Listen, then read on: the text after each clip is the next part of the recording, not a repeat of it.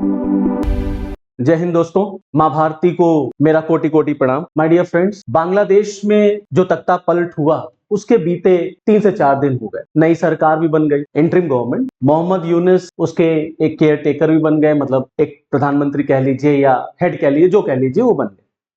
भारत के प्रधानमंत्री ने उनको मुबारकबाद भी दे डाली। लेकिन एक चीज है जो अभी तक रुकी नहीं है, बहुत गंभीर विषय, बहुत चिंताजनक विषय। और वो गंभीर विषय क्या है कि आज भी बांग्लादेश में लगातार वहां पर जो हिंदू हैं उन पर लगातार जो है वो अटैक किया जा रहा है। लगातार वहां पर हिंदुओं के घरों को लूटा जा रहा है, उनके मंदिरों को तोड़ा जा रहा है, उनके जो प्रॉपर्टीज हैं उनको लूटा जा रहा है, उनके घर पे डाका डाला जा रहा है, उनको जलाया जा रहा है, उनकी बहु बेटियों को उठाया जा रहा है, उनके साथ रेप बलात्कार किया जा रहा है। आखिरकार में ऐसा क्यों? मैं पूछता हूं, ऐसा क्यों? चाहे वो बांग्लादेश हो, पाकिस्तान हो, अफगानिस्तान हो, ईरान हो, कोई भी ऐसी कंट्री है जो कि मुस्लिम डोमिनेटेड कंट्री है और जहां पर आप हिंदू, सिख, जैन, बौद्ध, ये लोग माइनॉरिटीज में अल्पसंख्यक हैं, वहां मैंने एक चीज कॉमन देखी है। कुछ भी होता है, कुछ भी पॉलिटिकल सिनेरियो होता है, एक चीज कॉमन हो जाती है कि एट लास्ट वो घूम फिर करके आकर के हिंदुओं पर अटैक शुरू हो जाता है। बहुत पुरानी बात नहीं है, हमने अफगानिस्तान में देखा था कैसे वहां पर सिखों के ऊपर हमला हुआ। पाकिस्तान में हम अक्सर देखते हैं। यही बांग्लादेश जब बना था 1971 में, तो यहां हिंदुओं की जो पॉपुलेशन थी वो 30% के अप्रॉक्स थी, लगभग थी। और आज क्या है?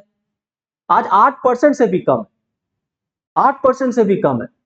अब बहुत ये एक भयानक स्थिति है, जिस तरीके से, मतलब दिल दहला देने वाली स्थिति है कि वहां पर किस तरीके से जो है वो हिंदुओं पर हमला हो रहा है। हालांकि हमारे प्रधानमंत्री जी ने मोहम्मद यूनुस को बधाई दी और उसके साथ साथ उन्होंने ये भी कहा कि वहां जो गवर्नमेंट है उसको इस बात का ख्याल रखना चाहिए कि अब आगे हिंदुओं पर हमला ना हो। लेकिन रुक ही नहीं रहा। वहां की पुलिस, वहां की सेना सब पैरालाइज्ड है, सब हाथ पे हाथ धरे बैठे हैं। फोन करने पर भी कोई नहीं आता मदद करने के लिए, हेल्प करने के लिए।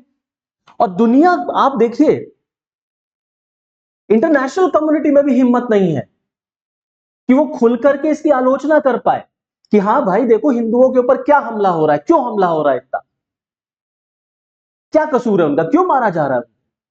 पाकिस्तान में भी जो कुछ होगा फिर फाइनली चल करके हिंदुओं पर हमला शुरू हो जाता है।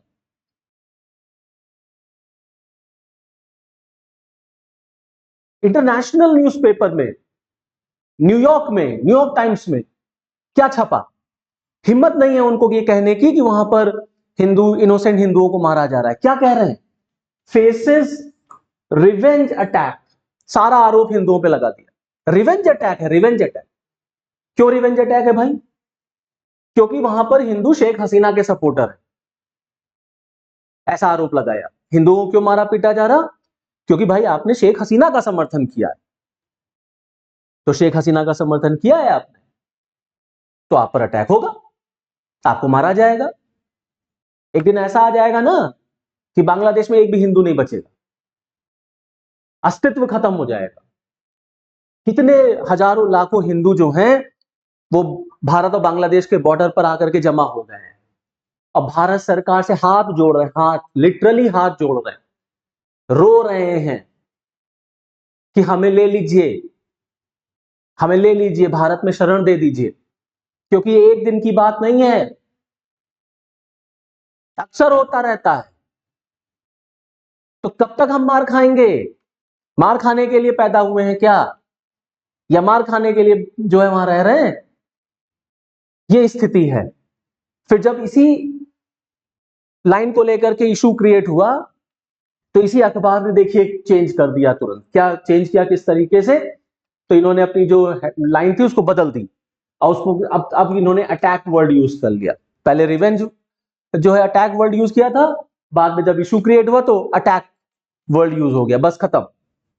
एक दो मीडिया ने कवर कर लिया, हो गया इंटरनेशनल।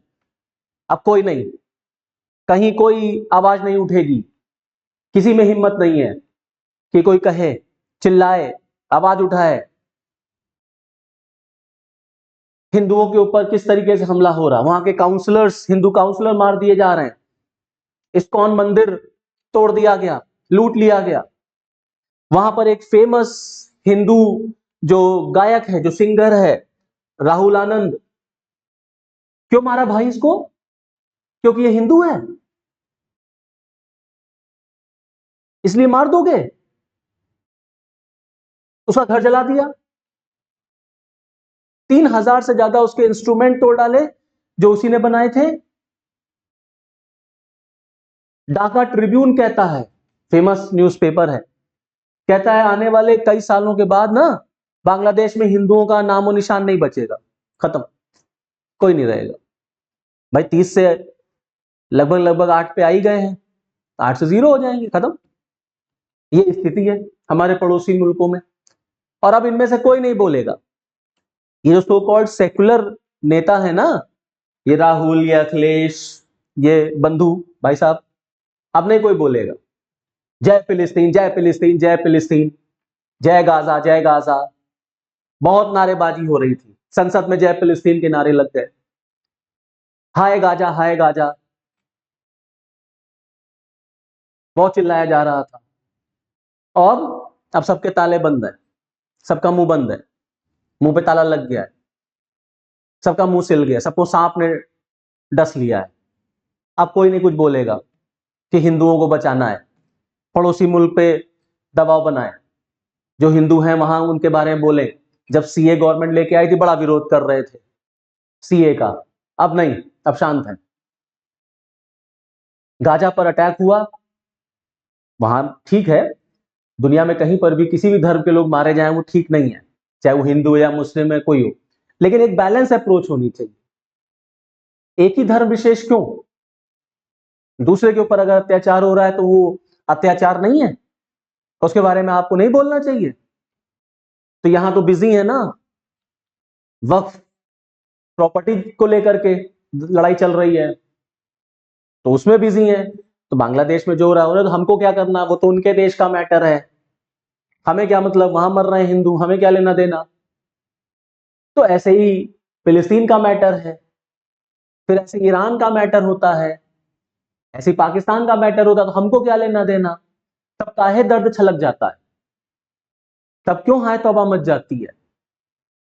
तो मेरी तो हाथ जोड़ के भारत सरकार से, भारत के प्रधानमंत्री से रिक्वेस्ट है, मैं उनसे हाथ जोड़ के रिक्वेस्ट करता हूं कि सर प्लीज बांग्लादेश सरकार के ऊपर दबाव बनाइए और उनसे कहिए कि तत्काल तुरंत एक्शन लिया जाए, और जो बच गए हैं उनको तो बचाओ, उनके बारे में सोचो। अगर वो भारत आ रहे हैं तो उनको कैसे शेल्टर दिया जाए, कहां दिया जाएगा? जब रोहिंग्यास को शेल्टर दिया जा सकता है तो उनको नहीं दिया जा सकता? तो सर प्लीज कुछ करिए, और इंटरनेशनल कम्युनिटी और हमारे देश के नेता इस बारे में सोचें, और ये समय है हमें और आपको भी सोचने का कि हम भी जो है इस विषय को की गंभीरता को समझें, और हम भी इस विषय को लेकर के एक तरीके से सरकार या सोशल मीडिया उस पर एक आवाज उठाएं कि सरकार पे दबाव बने कि सरकार इस तरीके की घटनाओं को रोकने के लिए बांग्लादेश पर प्रेशर क्रिएट करे। जय हिंद।